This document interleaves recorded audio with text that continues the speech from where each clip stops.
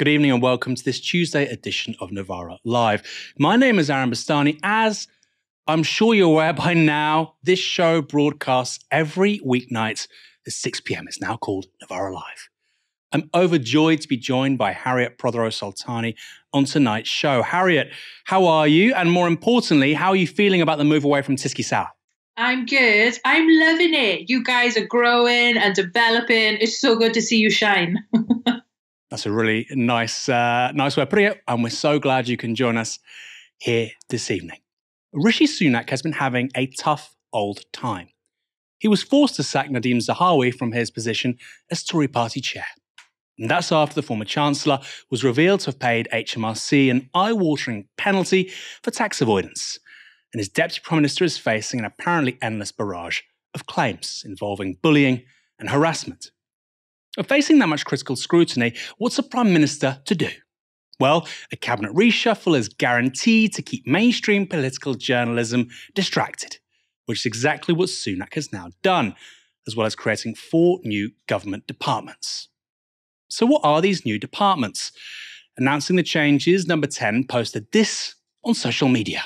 Number 10, making government deliver for the British people. And as you can see, the various departments are listed: energy security, net zero, science, innovation and technology, business and trade, and a slimmed down culture, media and sport. Not exactly awe-inspiring stuff. Still, Sunak tried to make the most of it, tweeting this: "The government needs to reflect the priorities of the British people and be designed to deliver for them. These changes will focus teams on the issues that will build a better future for our children and grandchildren." Our children and grandchildren, that's a bold claim for a guy who almost certainly has no more than 18 months left in office. But back to those departments. Now, the most significant change is the first one. Britain used to have an energy department. It was created in the wake of a different energy crisis, the oil crisis of 1973. But the Tories shut it down when they privatised energy in the early 90s. The Grant Shapps, who used to head up the Department for Business, Energy and Industrial Strategy, will now be in charge of energy security and also responsible for the UK's transition to a net zero carbon economy.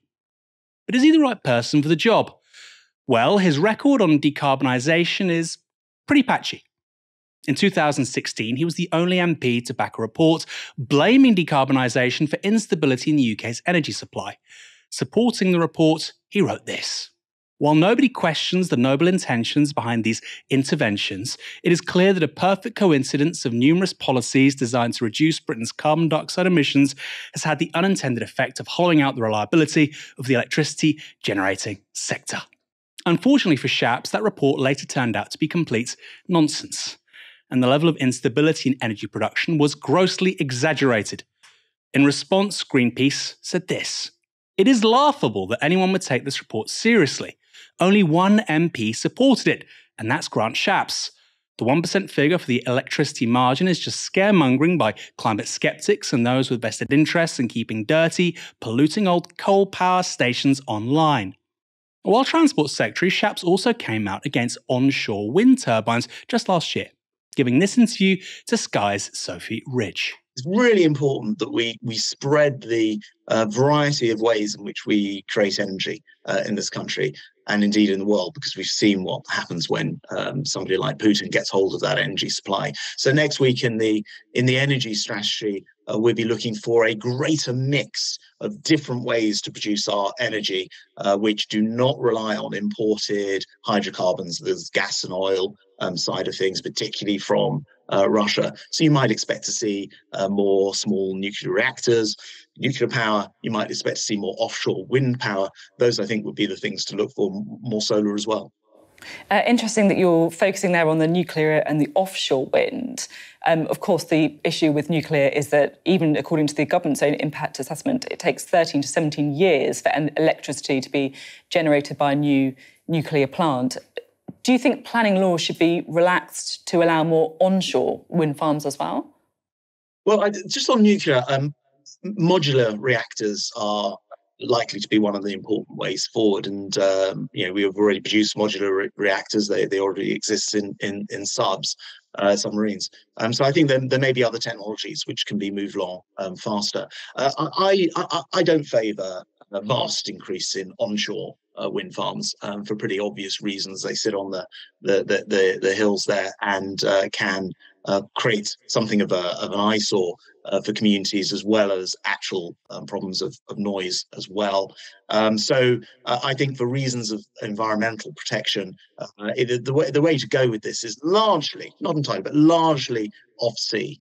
According to Energy UK, the trade association for the energy industry, onshore wind should play a key role in our energy security strategy.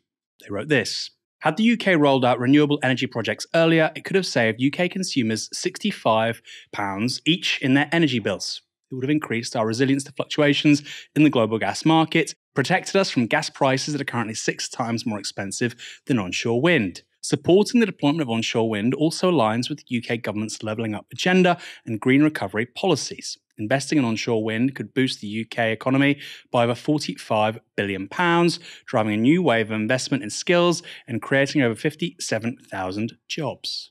According to website They Work For You, Shapps has generally voted against measures to prevent climate change, and he was also against a fracking ban. Let's take a really quick look at other big changes. Michelle Donnellan was briefly the Culture Secretary, and before that she was Secretary of State for Education, a job she held for a gargantuan 36 hours. She now moves to the new Department for Science, Innovation and Technology. Kemi Badenoch made a pitch to be Prime Minister last summer, but ultimately became International Trade Secretary. She now gets an upgrade to be Secretary of State for Business and Trade. Lucy Fraser was a Junior Housing Minister. She now takes on the slimmed-down Department for Culture, Media and Sport. There's also a new chair for the crumbling Conservative Party. Greg Hands has been appointed both Tory Party chair and minister without portfolio. That means he's now been in every government since the Tories took power in 2010. Interestingly, he was an ardent Remainer in the 2016 European referendum. Now, that fact might explain Sunak's surprising pick for Deputy Party chair. Lee Anderson has been MP for Ashfield since 2019. He's a member of the Eurosceptic Common Sense group. But just last month, he criticised British nurses, saying this: I heard some nonsense a few weeks back that nurses were actually stealing food off patients' plates. I don't believe it. Anybody earning 30 odd grand a year, which most nurses are using food banks, then they've got something wrong with their own finances. The Tories have given us the highest level of taxation apparently ever, and inflation running in the double digits. But okay, Lee, it's nurses who have something wrong with their finances. Some Tory MPs are pretty unhappy, it should be said, about Anderson's appointment too. Sky's Sam Coates posted this message written by an anonymous Tory MP on social media. Lee Anderson is everything that is wrong with the Conservative brand presently. He seems to rejoice in deliberately provoking and making aggressively simplistic statements that fail to recognise the complexities of the issues facing the country. If this is the new Tory party, many will be forgiven for deserting it. Harriet, what are your thoughts? Lee Anderson, 30p Lee? Is he now the face of the Conservative Party? And what does that mean for them if they want to win the next general election? I want more Lees, because he's pulling back the little peel on Tory ideology and those little conversations that we never get to hear that we're obviously having. I mean, if someone like Lee and the government want to wind up the nurses, then crack on, because it's only going to push them in further and further into industrial action. And I don't think they realise how angry nurses and NHS staff are right now. NHS workers will probably never forget this. Even friends from school who I haven't spoken to in years recently were commenting on a status saying like how the NHS is obviously being driven into the ground, how this is all a like money-making scheme. And these are people who are normally politically expressive. And I realised, wow, this is really, really cutting through with people. They can really see this for exactly what it is. But I guess the Tories don't want the NHS to survive. They want to make it dysfunctional so it gets privatised. And they don't really care about losing these voters because they don't want working class voters like nurses. And I think you have to think of this strategically because this is all a game of politics, right? Why would an MP of the party of government make jokes about a group of people that they're in industrial dispute with? Well, the culture war. The Tories obviously want a culture war. They obviously want to extend the strikes in the hope that they can use the media to turn the public against the striking workers so they don't have to give in to their demands. but they're idiots to think that the public are going to turn against the nurses. Like, the one group of people that probably still have trust in society, the most trusted people, the people that care for you in your dying days and in your sickness. But just on his point about costings, so £30,000, you know, if you're paying rent like I am, which is around £900 for a 2-bed, your gas and electricity bill is around £200 a month, you're paying extortionate petrol rates. Imagine being a single parent living off that income with that level of costing. Add in childcare on top as well, your pension contributions, potential student debt. 30k really won't go that far. It's a bit rich as well for someone like Lee Anderson, someone who bought a lavish 6-bed house months before making these comments, and also who gained a £15,000 donation from a posh private members club called the Carlton Club to help his campaign in. I mean, I'm not going to take any advice from this guy. I'm from Bournemouth, a Tory voting constituency historically. You're from Merthyr Tydfil, you know, of course it's Labour voting, but it's got its fair share of working class Conservatives. And I'm not talking about, you know, people that voted Conservative for the first time in 2019. These are very different kinds of communities to the ones that often populate politics at Westminster in the southeast of England. The things he says about, you know, pulling your bootstraps up and polishing your shoes and putting on a tie and speaking politely. And do you not think there's a part of that which resonates with 35% of the public, which, let's be frank, is a hell of a lot better than the Tories are doing in opinion polls right now? I guess it is part of that kind of divide and rule tactic to pit working people against each other, the kind of working hard and the work shy kind of vibes. And that has been a narrative that's been lingering around for a long time in this country. I can see how that could potentially cut through with people who feel like, well, not me, but those other people, those other mythical people out there. But also, like, that amount of money in today's society, I think a lot of people would empathise with the fact that actually 30k is not going to go that far with rising cost of living. So who knows? BBC chairman Richard Sharp has faced the grilling from the Commons Culture Committee over his involvement in Boris Johnson's financial affairs. Appointed by Johnson in 2021, it's since emerged that Sharp's path to broadcaster's top job might have taken some unconventional turns. That's because it's been reported that Sharp may have helped the then Prime Minister to secure a loan of up to £800,000 in late 2020. It seems that despite his £165,000 a year salary, Johnson was facing an early cost of living crisis of his own. Before we play the first clip, I want to introduce one more character into the mix. This is Sam Blythe, a Canadian businessman. He's a distant cousin of Johnson's and an old friend of Sharp's. Amazing how everyone in this story seems to be a millionaire who already knows everybody else. Funny how that works. In the committee, Sharp gave the background to the scandal. The starting point, in the way you described it, is my long-standing relationship and friendship with Mr. Blythe. He's somebody I met after he'd left university and after I'd left university some 40 years ago. So Mr. Blythe is a personal friend of mine who I've known for some time. As a result of press reports that he had read in September, he raised with me at that time his concern that his cousin, the Prime Minister, was reported in these press reports to have some difficulties. Mr. Blythe raised with me the fact that he was interested in feeling about whether should he do something to help. He raised that with me at a private dinner at his house. I said to him at that time, you may be a family member, but you need to be very careful. Things need to be done by the book. There are rules in this country, and these rules exist for a good reason. You're a foreigner, and therefore, before you contemplate doing anything or providing any assistance to the Prime Minister, you should involve the Cabinet Office. And he raised that issue with me, and that was the end of it at that point in time. But was that the end of it? Johnson's loan was apparently finalised in February of 2021. The Times report this. Before the loan was finalised, Johnson, Sharp and Blythe had a private dinner at Chequers, the Prime Minister's grace and favour home in the Chiltern Hills in Buckinghamshire, where, according to a source, they ate chop suey and drank wine. The three insist that Johnson's finances were not discussed. While all that was going on, Sharp put in his application to be the BBC chairman. The Times reports this. Sharp submitted his application in October 2020 after Charles Moore, a former editor of the Daily Telegraph and Johnson's initial choice for the role, withdrew from the contest. Sharp had privately discussed the idea with Johnson, whom he had previously served as a City Hall economics advisor. The pair are long-standing friends, having seen one another socially in London and gone on skiing holidays in the past. According to a source, Johnson told Sharp, "Let's make the BBC great." By November, Robert Peston, the ITV political editor, reports that ministers were telling would-be applicants, "Don't waste your time applying. The PM has made up his mind. It will be Richard Sharp." Just days after the alleged Chequers dinner, Sharp was announced as having won the position. But Sharp denies that he ever gave the Prime Minister any financial advice, a claim that DCMS Committee Chair Damien Green found hard to believe.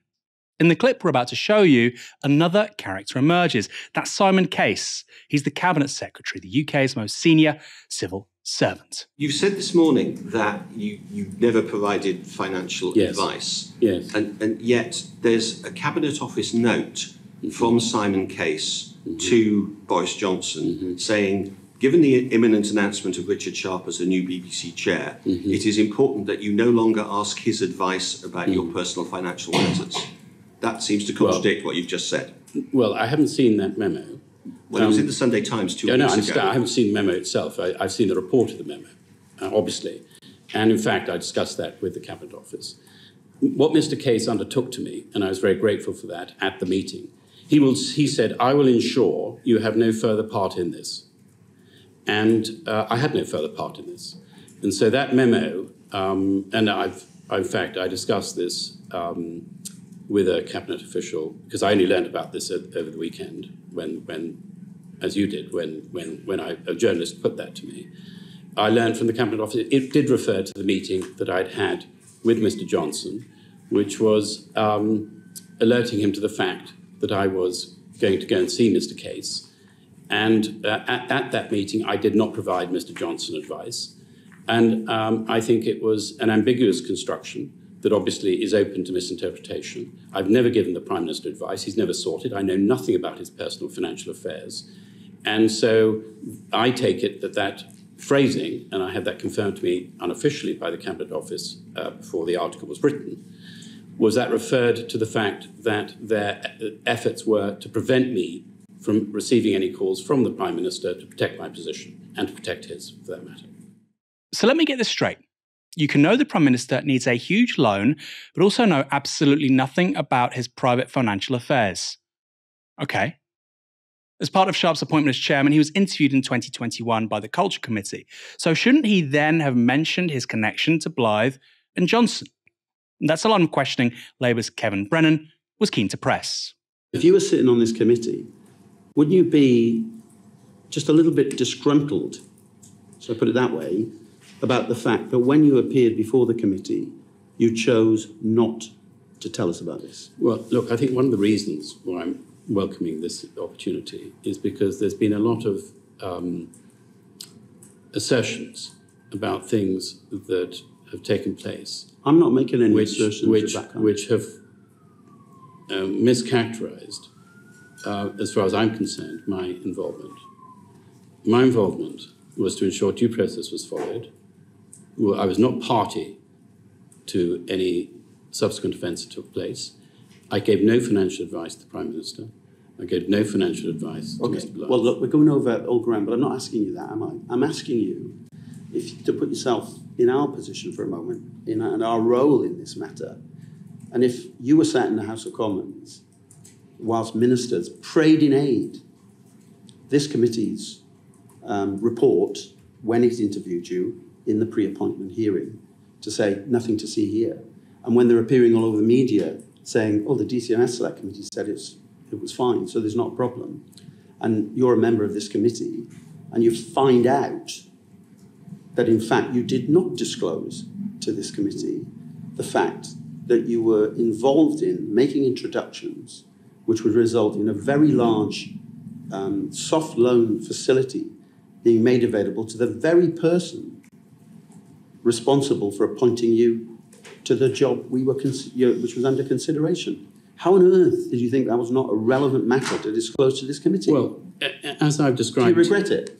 I'll come back to that particular... As I've described to you, I acted in good faith to ensure that due process was followed, including an open declaration to the Cabinet Secretary about the issue occurring at the same time I was applying to be the BBC chair.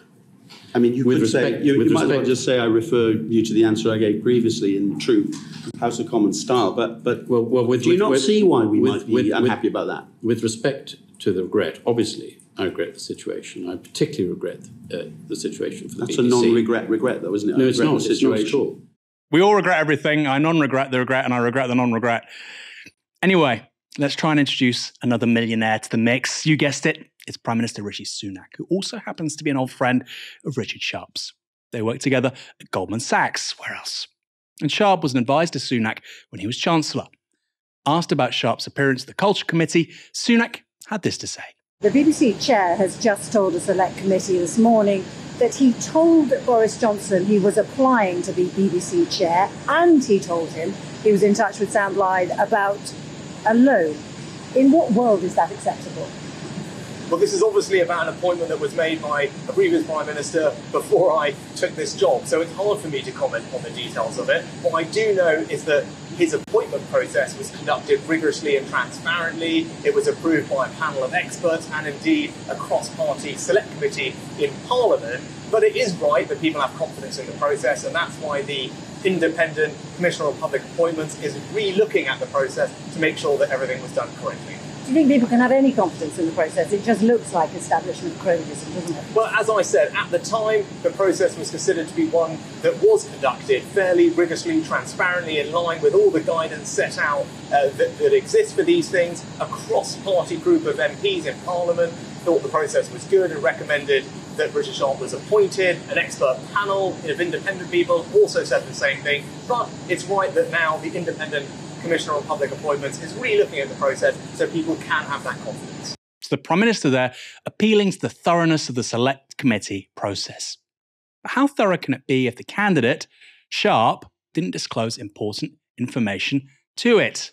Harriet, how confident are you of the various processes by which we're judging as to whether or not Richard Sharp is telling the whole truth, and where precisely Boris Johnson got this money from? I mean, they're playing us for mugs.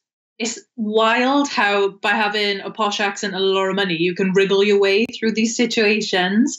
And like in that select committee, Richard Sharp said that he let Sam Blythe know that he'd put in an application to a B chain. He could have no part in it going forward. What other parts could he have had? He introduced them. Like, what else could he have done? He's not going to be like, oh, look, boys, I can't sign the cheque because that would be too far. Like, what?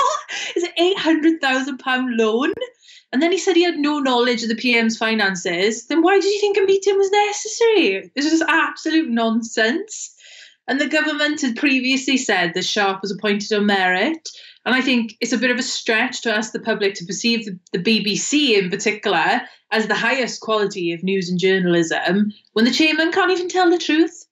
I think it has a knock-on effect for the BBC that is really quite damaging. And if I was a BBC journalist, I think I'd be pretty annoyed at this because it will bring people's public reputation or public understanding of the BBC into disrepute, and they will see this for what it is, which is cronyism.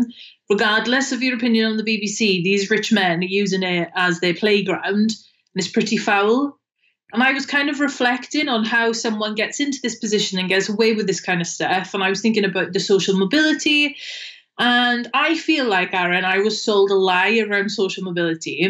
I was told, go to university, your life will be changed forever, you'll be part of the middle class. I used to go into schools in Merthyr and encourage kids to go to university, and I'd say it would change your life. Now, some of this is true, obviously, but there's one thing that I and other kids from Merthyr, and probably yourself, will never be, is no matter how hard we work, is that we will never be part of this gang of rich elites who use entire countries and countries' institutions as their playgrounds. This class within a class that will always back itself up. In their eyes will always be the working class to be lied to and deceived, but it's so blatantly obvious. Like, anyone watching that select committee would just think it's absurd. But I guess the worrying thing is they have so much unchecked power and influence that It doesn't matter. It doesn't really matter what the public thinks. If you're going to fund the Prime Minister and are best mates with the Prime Minister, like think of all of the scandals under the Boris Johnson government, and many of these ministers have had. There's nothing the public can say or really do because they have so much power. They can get away with it. Yeah, I feel like the thing that's on Sharp's side is just how obscure all the details are. So, for instance, he says that he wasn't particularly aware of Boris Johnson's finances, yet at other times he said that he was the guarantor for lines of credit being made open to Boris Johnson. Blythe says he doesn't know Boris Johnson, yet he's a distant cousin. The whole thing is so complex, arcane, and strange that I feel like you need a PhD in, research studies just to understand what the hell is going on. And I think that's been done on purpose, Harriet. I think you're right. It's obscured because it's preferably obscured, that we don't know the full story, I guess, which is something we want to do here on Novara Media. Of course, we're not a select committee, and you read in the Times or the FT or the Guardian, actually often competing accounts, and it's difficult to discern who's given what, who was the guarantor, and who knew what. But like you say, what it does boil down to is when he's asked those questions in what is apparently the house, the home of British democracy, he's wearing his navy grenadine tie. He's cool and collected. And I have to say, I was watching that thinking, you know what? He seems on top of it. He's probably going to be okay, because that's how the establishment behaves. And that's often how they get away with it. Met police officer David Carrick has been jailed for life. The 48-year-old must serve a minimum term of 32 years minus the time he spent in custody before he could even be considered for release. Carrick admitted to 85 serious offences against women over 17 years, running from 2003 to 2020. He was, for the entirety of that time, a serving police officer. Met Police Commissioner Mark Rowley has apologised. We in policing have failed. He should not have been a police officer. There were many signs that we should have joined together. He should have been rooted out during his career as a police officer. It's upsetting to be stood here talking about this, and I apologise again to the victims. And indeed, I apologise to the women of London, many of whom I'm sure will be troubled, and their trust in policing will be shaken by these events. So the Met Police Commissioner there, apologetic, but as we're about to see, there's a bit more to it than that. In her summing up, Mrs. Justice Chima Grubb told Carrick, who was in the dock, "You behaved as if you were untouchable. You were bold and at times relentless, trusting that no victim would overcome her shame and fear to report you. For nearly 2 decades, you were proved right." Carrick's sense of impunity has a direct relationship with his position as a police officer. That isn't speculation or opinion, it's something he himself repeatedly said. Here are some details disclosed by the Sunday Times. Carrick, 48, repeatedly used his position to tell victims they would not be believed if they reported him, saying that he was the law. He sent one woman a picture of his Met firearm with a warning, "Remember, I am the boss." It goes on to say, his first victim in 2003 was threatened with a black imitation handgun to her head before he squeezed her throat, saying that he was the last thing she would ever see. The woman, who was 20, said she had encountered evil when Carrick trapped her in his home and repeatedly raped her. They'd met at a London bar earlier that night when he told her he was a police officer and, quote, the safest person she could be with. Another woman was repeatedly locked in a cupboard by Carrick and whipped by him. In her impact statement, she said she'd been too frightened to go to the police. She said, quote, "Carrick had drilled it into me that he was the police, he was the law, and he owned me. I was convinced the police would not believe me."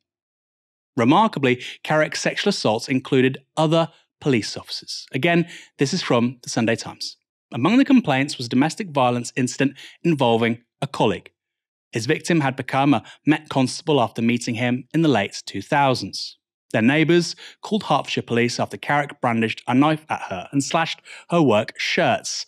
No further action was taken. The force said that Carrick's Met supervisors had been informed.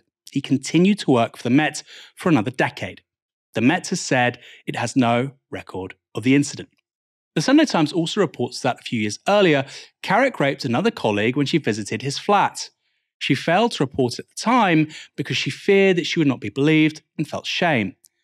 Now, to repeat, this is a serving police officer who doesn't think she'll be believed when she's been the victim of a crime. What does that say about how the system deals with these issues? Carrick's crimes are set to form part of an independent inquiry looking at the murder of Sarah Everard. She was raped and strangled by then-serving Met Police officer Wayne Couzens in 2021. Police are also calling for other women who think they may have been victims of Carrick to come forward. Harriet, how is it possible that someone like Carrick can get away with this kind of behaviour for so long? This is incredibly grim. Something I'd rather not spend my evening talking about. But yeah, we are here. 85 serious offences, 12 between 2003 and 2020 when he was an officer. Being in the force obviously emboldened him. He said this himself on multiple occasions, that with his power and force, that the victims would not be believed. And he managed to get a get out of jail free card, literally, until now. And the Met have apologised after it emerged that Carrick was, brought to the attention of the police over 9 incidents. What is going on? I mean, we can only speculate, but it's really obvious that the hierarchical and misogynistic nature of these forces mean that, this attitude of everyone being beneath them, where the public are continually dehumanised, is kind of part and parcel of the routine. And I'm sure, many people have had experiences, not to make light of this, but to make a comparison of being in situations with the police where you can see their humanity fade. I've been in situations where I've been maybe on demonstrations where I've come up against police officers. Some of them are really close friends of mine. And I've looked at them and I've thought, oh my God, like the process of being in the force kind of dehumanized them from me and being a close friend of mine. And it made me wonder how quickly you can switch off your humanity for the sake of that role and that institution. And I guess, that is part and parcel of what that institution is. And then women complainants that come in. And as we've just outlined, women already in the force making these complaints feel like they're not going to be believed. Maybe it's part of this like pack mentality that everyone turns in on themselves. If someone outside makes a complaint, that's what I thought previously. But if it's an officer inside making a complaint as well, yeah, it's just abhorrent. Even if we take, a more liberal view of it, that it's like a few bad apples, which I don't think is the case. But for the sake of logic, they're ineffective at disciplining their own officers. Even on this liberal conception, why haven't they managed to get a handle on their officers since Sarah Everard and BLM? And they can't because it's such a deep-rooted hierarchical institution that trying to tinker around the edges of it is extremely ineffective.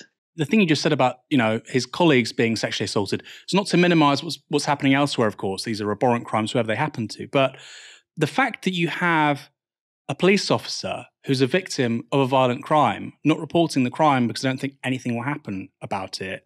I mean, I can't imagine a more damning indictment of the police force. That their point is clearly to solve crime. And police officers themselves at the receiving end of crime aren't reporting the crime because they don't think anything will happen. They don't think justice will be served.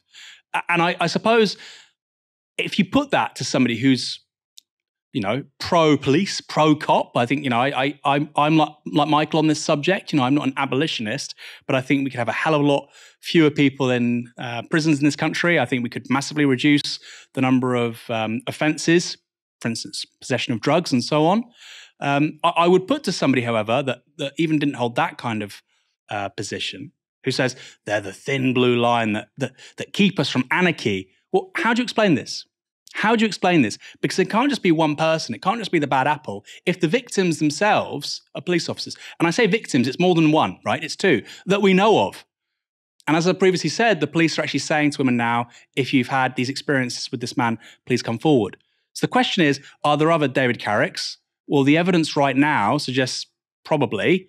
And is this the entirety of his disgusting deeds? Again, probably not. Harriet, where do you sit on this debate of abolitionism or liberal reform? It's something a dividing line here at Novara Media. I know Michael gets the backs up of a few of his colleagues and some of our audience too. I'd probably say I'm not an abolitionist. I think that Yeah, the whole system, the whole justice system needs fundamental reform. In Wales, actually, we have one of the highest rates of incarceration in the whole of Europe. So there's obviously something going awry from start to finish in the justice system, and policing is one element of that. So I think in that discussion, looking at how justice functions in this country is pretty integral, and that is something that I would support, yeah.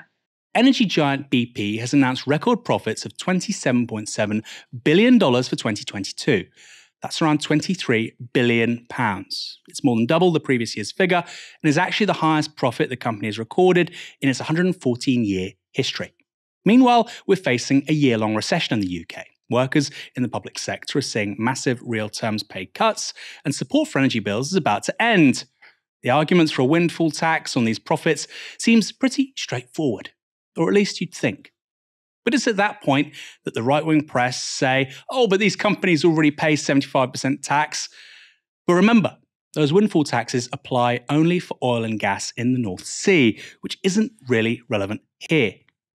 BP itself says that it'll pay around $15 billion worldwide in tax for 2022. A lot, for sure, but it's around 25% of the company's gross earnings, which was approximately $60 billion in 2022. In other words, they're paying a tax rate of 25%. So the idea they can't afford to pay more is clearly absurd. In the North Sea, which BP says accounts for less than 10% of global profits, it will pay $2.2 billion. So it's a tiny amount of their production. Altogether, they're expecting to pay no more than $3 billion tax in the UK. $3 billion of $15 billion worldwide. Now remember, BP is listed in Britain. Doesn't quite make sense, does it? But it gets worse, because the company is going back on its commitments to transition to renewables. Alongside announcing record profits, Bernard Looney, BP's CEO, announced that the company expected carbon emissions from its oil and gas production to fall by between 20 and 30% by 2030 when compared with 2019. But its previous target had been a fall of 35 to 40% in emissions. And this backtracking, despite extraordinary profits, is a conscious choice. According to the UK think tank Commonwealth, BP spent over 14 times as much on shareholder payouts as low-carbon capital expenditure. As you can see from this graphic, shareholder payments are up and other CapEx is up. That's capital expenditure on new oil and gas infrastructure. Meanwhile, low-carbon CapEx, despite record profits, is actually now lower than in 2021. But it's not just BP who are enjoying a bonanza. Last week, Shell, another energy giant domiciled in the UK, announced profits of $40 billion. Again, that was the highest profit recorded in the company's 115-year history. Elsewhere, US energy firm Chevron announced profits of $35.5 billion in late January, another record. All three paled beside Exxon, however, which last week announced $55 billion of profit, the highest for any Western energy company ever. Huge numbers. 35, 40, $55 billion. Harriet, should we be taxing these oil companies more? These are enormous numbers. It's not turnover, it's profit, and for a single year. Well, not only are they raking it in, but as you've outlined, they're also reversing the climate targets, increasing production over 7 years. And as you've said, BP say they're already paying enough tax in the UK, and that accounts for less than 10% of its global profits. But I don't think most people care about relative profits. Let's have some of the share of the overall profits if they're a UK company. And the CEO said recently, for every £4 the company made in the North Sea, it paid £3 in taxes. Well, I would frame it another way. Every £4 of the £4 that they make should go to the people of Scotland. It should be a nationalised industry. The people and communities of Scotland should have a say over where their resources go, maybe not a CEO. And I think this terrain needs to be fought not only on the basis of climate change, but creating companies that work for people, not for profit, and also democracy. The Scottish Government should be able to decide where its profits go. In Wales, the Welsh Government, in the cooperation agreement with Plaid, have committed to creating a publicly owned renewable energy developer, which I think will be really interesting to see how that develops. In October, Julie James, the Welsh Minister, said, we want to harvest our wind and use it to produce power that directly benefits people in Wales. You can see two vastly different approaches here between the governments. But I also think a really important point in this discussion is to zoom out a little bit and think about what this process is. And this is a process of wealth extraction. So communities are having their wealth and resources extracted from them, all to be given to international capitalists. There's a strong sense of this narrative lingering, particularly in post-industrial communities where resources have been extracted for years to make the rich richer. I remember my granddad used to tell me about a book by a Welsh author called Alexander Cordell, and it was called Rape of the Fair Country. Probably wouldn't use that title now, but here nor there, let's move on. And this book looks at the extraction of wealth from South Wales mining communities and the struggle of workers against them. And it kind of like links into the Chartist movement and the Newport Rising. And the reason why I say this is because I think that extraction of community resources and wealth is key here. And I think it needs to be linked to workers' struggle, particularly around key industries, fighting for better rights, but also fighting to have a say over how that company is run, who owns that company, whose benefits or whose profits are shared around, how they're shared around. So I think this is kind of an interconnected discussion. I know I've probably zoomed out a little bit too much from how we tax BP, but actually, if you think about its work and operations here in the UK, it is just extracting resources from Scotland without paying any dividends to the people of Scotland. So it is a key issue, you know? I love the Welsh angle, Harriet, because I think not many people are aware of this. You know, at the turn of the 20th century, Britain obviously had the manufacturing side in Manchester and elsewhere. It had the financial services side in London, but it also had the energy side. You know, I think it was the world's largest energy producer really at the start of the 20th century with regards to Welsh coal. So it was like Saudi Arabia, New York, and China all rolled into one on one tiny little island. And you're right, you go to South Wales today, and it's one of the most economically isolated, disadvantaged parts of the country. And at the same time, you have a company listed on the London Stock Exchange like BP making in 1 year all this money. Like I say, Shell and BP for 2022 made around $60 billion. For context, that is more than the GDP of a country like the Democratic Republic of Congo, which has 85 million people. It's one of the most resource wealthy countries on earth. In 1 year, two companies' profits were bigger than the size of its entire economy. And that says something. And here's another fact. That BP is recording its largest ever profits in 2022 is extraordinary. After all, this was a company founded as Anglo-Persian Oil in the early 20th century and which benefited immensely from colonialism. When a democratically elected Iranian politician, Mohammad Mossadegh, tried to nationalize Iran's oil in the 1950s, he was overthrown by the US and us. Yet profits for BT are higher now than they were then. It certainly makes you think. And that's our show for this evening. Thanks, Harriet, for joining me. No problem. I'm glad you got Persia in the end. Represent. Yeah, we got both sides, Wales and Iran. I thought I'd make you happy, Harriet. And thanks to every one of you watching this evening. I know Michael Walker will get there. Practice makes perfect. Make sure to come back to our channel tomorrow night from 6 p.m. We'll be live with Michael Walker. But for now, I'm Aaron Bastani. You've been watching Novara Media. Good night.